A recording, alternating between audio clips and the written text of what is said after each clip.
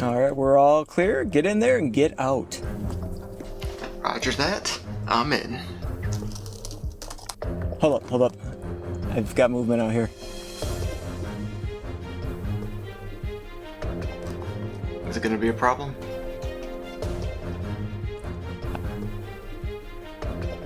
I don't know for sure, but they're heading inside, so you might want to speed it up. I am going just as fast as I can. Need another minute. Hey, I don't think you have a minute. You better hurry it up, because you are about to have company. Almost there. Come on, baby, come on.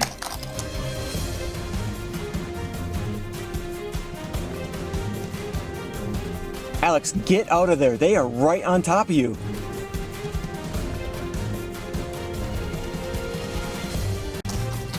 About there. Got it. Yeah, I'll show you.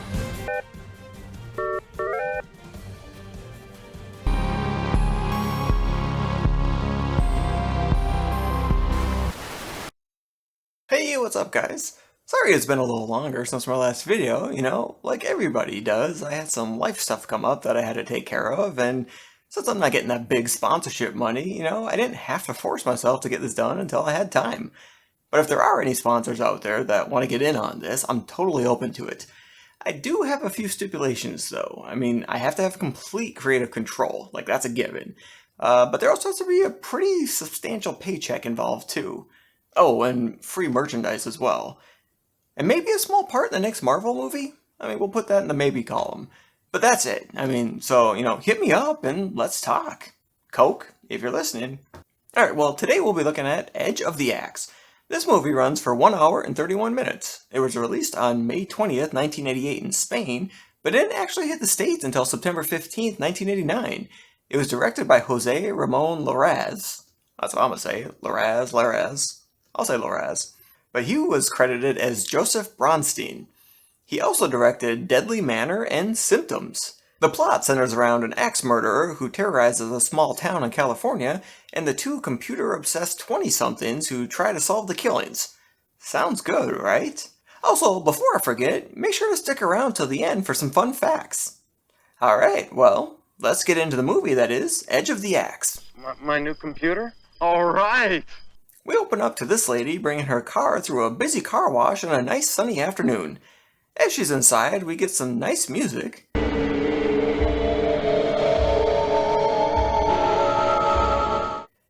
And we also see that she's not alone in this creepy shot. After looking behind her, we see who's with her as they kill her with an axe pretty violently. Now this is a great opening scene, I'm not sure about the killer's outfit, but we're not even 2 minutes into the movie and we get the first kill. This movie isn't fucking around. Also, the fact that it happened where there are tons of people around her is a nice touch. Because, you assume that you're safe in an environment like that. Then we get the credits, and I actually really like how they did them. Since we know computers are involved, I think it's pretty clever to make the credits look like they're being typed on by a computer. Here we also meet Gerald. He's played by Barton Falks. His other credit is Future Kill. This is just showing us that he lives in a quaint little town. When he gets home, we see that he lives on the same land as this guy, but he's not in the credits, so moving on. We also find out that Gerald is into computers. Brought another one of those electronic contraptions. My new computer? All right! Before we cut to someone walking up to a pig pen near this house and getting this lady's attention. She goes to investigate, but nobody is out there, and again, I like the music.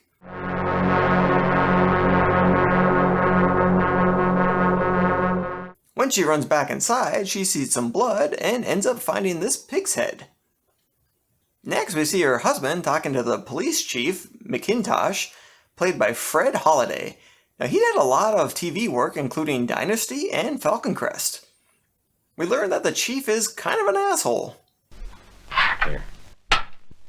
Go call somebody who gives a shit. Before we meet Richard, played by Paige Mosley. His other work includes Open House and Santa Barbara. And something about him reminds me of Jimmy from Roadhouse. I used to fuck guys like you in prison. Right? Before they leave, the old guy tells Gerald about the lady who got killed at the beginning, and he responds like a sociopath, or somebody who watches too much news. Slashed to pieces as she went through the tunnel of the car wash. How awful. Listen, I'm taking off with Richard. Who am I kidding? I do that too. Oh, that's terrible. What am I gonna eat for dinner?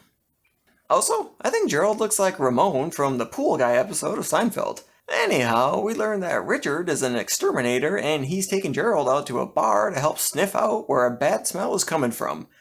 Also, I know they're sitting like that for the camera, but two guy friends are not going to sit that close to each other. I mean, not if they don't have to. After looking around, Gerald pinpoints what stinks, and it's a corpse. The police show up, and the chief thinks it was a suicide and tells the coroner, Doc, we'll go looking for trouble. You just sew her up and put her in the ground, okay? So all around, pretty good at his job. Next, we learn that Richard is married and a gold digger. No, the beauty of Laura was in her bank accounts and her stocks. And once I got my greedy little hands on those, I was hooked. Before they stop at a bar, and then Gerald gives him and the waitress some privacy. Inside, we meet Lillian, or as I'm going to call her, Eyebrows, and witness some truly awkward flirting. Are you from around here? Well, where do you think I'm from? The lake? No, you aren't the type. Just awful. You know Sea Monster? I didn't know monsters had types. Do you think it's easy being a monster? Anyways, she's played by Christina Lane. Her other movie credit is The All-Nighter. But here we do find out that Gerald's only been living there for a few weeks. Next, we see Gerald showing Eyebrows his hard drive, and no, that's not a euphemism, where he describes what must have been the internet before the internet. But if it doesn't have the information you need in its memory logs, it automatically connects itself to a central terminal. She uses that to ask a very important question. Please, what the hell did you ask it? I asked it if you were gay. You thought I was gay? That's hilarious. I mean, this relationship's definitely gonna work out. Next, we meet Rita, played by Alicia Morrow. Her other films include Slugs and The Exterminators of the Year 3000. She gets a call and leaves to meet the caller. She goes walking along the train tracks, where I do like the way the scene is set up. I mean, with the lighting and the music.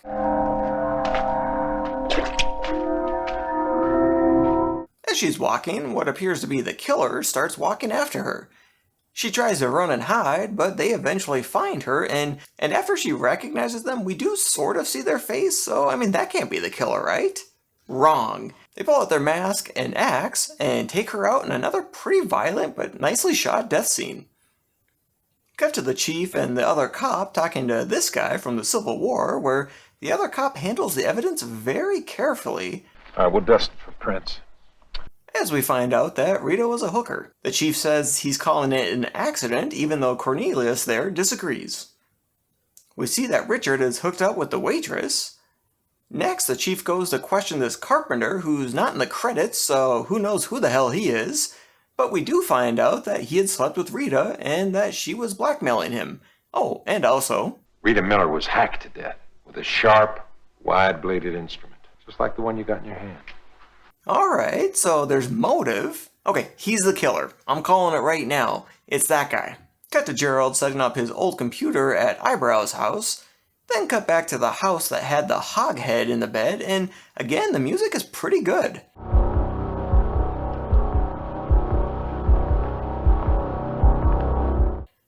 After the lights go out, we see that the killer is in the house with her. She runs outside and hides with the hogs. When it's clear, she goes outside, only to find out that it was just a trick, and she also gets taken out. And if it's not bad enough that you're getting murdered, you have to smell pig shit as you're dying too? So I think it's safe to say that she's gotten it the worst so far. Then we see Eyebrows trying to cyber with Gerald, but he's not home. She does, however, see that he's keeping tabs on the people that have been murdered. Maybe he's a true crime buff, who knows.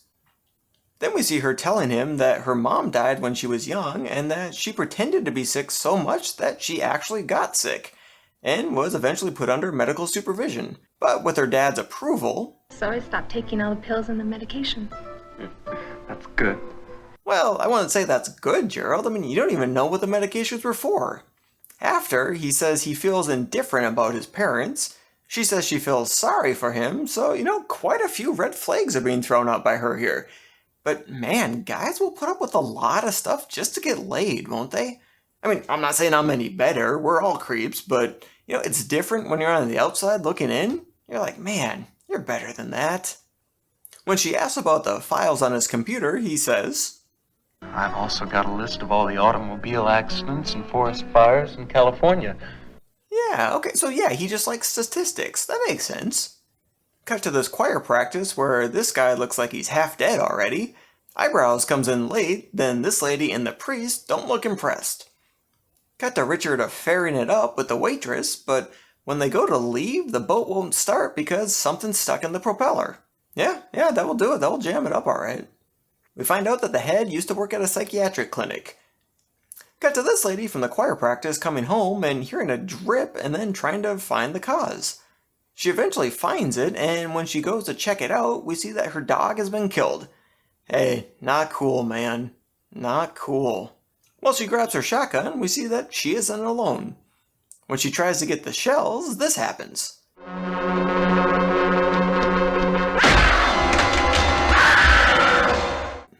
She runs away, but does eventually get hacked up. Then we see Eyebrows telling Gerald about her cousin, Charlie, that she used to play with when she was 10. She says he got onto a swing one day and she pushed him even though he said to stop. He ended up falling off the swing and fracturing his skull. She says that she's been told he's still in a hospital and also, It's been 6 years and I'm still trying to get my father or my uncle to tell me something about him. wait a minute. If that happened when she was 10 and it was 6 years ago, they're trying to say that she's 16? Okay, well, first off, I'm not buying that at all. She's not passing for 16. But beyond that, I think they messed up when they were writing the script. I think they meant to say it's been 14 years since it happened, not 6. Okay, looking past that, she goes on to say that she used the computer to try and find him, but there was only one person with his last name, and he was released from a mental hospital 2 years ago. She also adds in that she had a dream about Charlie recently. He was carrying a blood-stained axe. He said he was going to kill me. Alright, well, I think we just got a new prime suspect. Okay, I'm calling it. It's not the other guy, it's Charlie now. Cut to the chief telling the priest that the choir lady has been killed, and the priest tells him that the guy who looks half dead, this guy, just moved to town. Another new suspect. Cut to these two on a swing, where she says he should take back his computer because... I think it's making our friendship too dependent on machines. And right there, that's the look of him realizing that he's putting up with a moody Maggie, and she thinks they're just friends. Gerald, just cut your losses and move on, man. Then they reenact what happened with Charlie, and she accidentally calls him Charlie, and he says... That's why. I've called you by a different name. Usually when I'm jerking off in the shower, because we're just friends. And also because, Lillian is a terrible name. When they go, by the way, Gerald is a terrible name too. Okay, so they both have just terrible names. When they go to leave, she notices a scar on the back of his head, and he says, It was a motorcycle accident. It happened a couple of years ago. that's pretty suspicious. Okay, new theory. He's Charlie, and he's the killer. Alright, so I'm calling it he's the killer now. Also, he probably would have let her wear the helmet if they weren't just friends. Just saying. At the choir lady's funeral, we get these weird close-up shots. It doesn't further the plot, but I just wanted to show it because I think it was weird. Cut to Gerald coming home to find Eyebrows on his computer. Friends should respect each other's privacy. Also, you have to appreciate the Max Headroom poster in the back there. Nice little touch. Stay tuned for the fun facts for more about that. After getting caught lying about what she was looking up, she says she was looking up info about Charlie because her dad told her he was dead, but she knows that's a lie. She also says that all the ladies that have been killed worked in Charlie's mental hospital. And Gerald responds, It stopped raining. I better take you home. Oh man, he's definitely Charlie, right? Cut to Richard's wife having some drinks with old half-dead here who gets sauced. They leave, and as they are driving, she has to swerve to miss a branch in the road, which looks like it kills half-dead. After she gets out, somebody turns on the hazards, and when she goes to check on Half Dead, it's now the killer. So I guess Half Dead is the killer? She runs away, but of course trips on something, and the killer catches up. But this death scene is a little different because they don't actually show what happens. Which is weird because the other ones have been pretty graphic and violent. Definitely an interesting choice. Next we see that the cops have asked the priest to identify Half Dead's body, so I guess he's not the killer. The cops offer to give the priest a ride back, but he says he'll walk. Okay, so 2 more people were just murdered and you're gonna walk back in the dark? That's pretty suspicious. Man, this whole damn town is suspect. Alright, you know what? I'm calling it. The priest is the killer, not the other people. It's the priest. Cut to Eyebrows trying to chat with Gerald when she hears a noise, and the music is good here, especially since we're dealing with computers.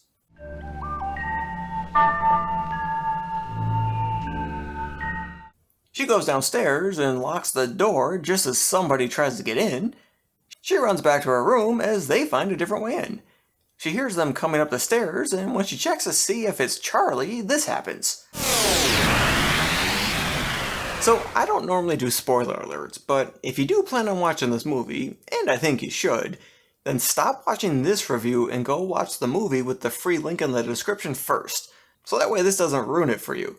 Then come back and finish this. Alright, so as she's looking for Charlie, Gerald shows up looking like warmed up death, and this happens. Charlie doesn't exist. You invented him. You're Charlie. Eyebrows doesn't believe him, but he shows her medical files, which says that she's an acute psychopath. Well, I mean, that is pretty damning evidence. He explains that she created Charlie to escape her past. He shows her that most of the people killed were involved with the mental institute that she was at. He says that he doesn't care about her past or the fact that she's killed a baseball team's worth of people since they've met. He wants to move away with her and help her get better. She lashes out, grabs an axe, and continues saying, You can fool me like you fooled the others. You're Charlie! Before she ends up smashing stuff up. Gerald ends up getting the axe away from her. As he tells her again how he wants to help her, she runs outside just as the cops are showing up. She runs out screaming, and Gerald follows with the axe, and he gets shot. Then the chief says, The nightmare's over. There'll be no more murders in this town. As Charlie shows up. The end. So Eyebrows was the killer the whole time. Man, I called it. From the very beginning, I said it was Eyebrows. Feels good to be right, you know? Yeah, feels real good. And now for some fun facts. Apparently, Larraz considers this his worst feature film. I think it's pretty good. So, Max Headroom was a character that was supposed to be artificial intelligence, or the first computer-generated TV personality. He was very popular in the mid-80s. If you're not familiar, I'll put a link in the description where you can check it out. Also, if you've been one of the 1.2 billion views of Eminem's Rap God on YouTube, you've basically seen Max Headroom because M impersonates him throughout the video. After Eyebrows grabs the axe, you see a poster for Absolute Vodka Pepper. So this is from their website. Absolute Pepper was launched in 1986, 7 years after Absolute Vodka, and was the first clear-flavored vodka imported to the US. They did pepper because vodka and pepper are the main ingredients in a Bloody Mary, so it made sense to pair the two together. I mean, I'll have to take their word for that because Bloody Marys are disgusting as hell. So IMDb lists the origin country for this as Spain, and some people consider this a Spanish horror movie, and I'm a little confused by that. Okay, so the director is from Spain, and they did shoot some parts of it in Spain, but the majority of it was actually filmed in California with American actors, so I have no idea what the hell's going on with that. I do know that there is a good chunk of actors not even listed in the credits, so quite a few people didn't even get credit for their work in this movie. It's really weird. I want to try axe throwing. I think it'd be fun. I'm putting a link in the description of a very educational video on how axes are made. So, would I recommend Edge of the Axe? Yeah, sure. Yeah, man, I mean, it's a good movie. I think the death scenes are done pretty well, and the music is good, and fits the elements of the movie. For the most part, the acting is pretty good, and I think they did a really good job of keeping us guessing who was the killer until the end. I mean, not me, I guessed it was Eyebrows from the start, but other people were still guessing until the end. So yeah, check the movie out. I'll put a link in the description where you can check it out for free, at least when I recorded this. Well, what did you guys think? Have you seen this movie? Did you like it? Let me know in the comments. I'll also put a link up for the last review I did for a movie called Night of a Thousand Cats. Alright, well, that's going to do it for this one. Thanks for tuning in, and I'll catch you next time.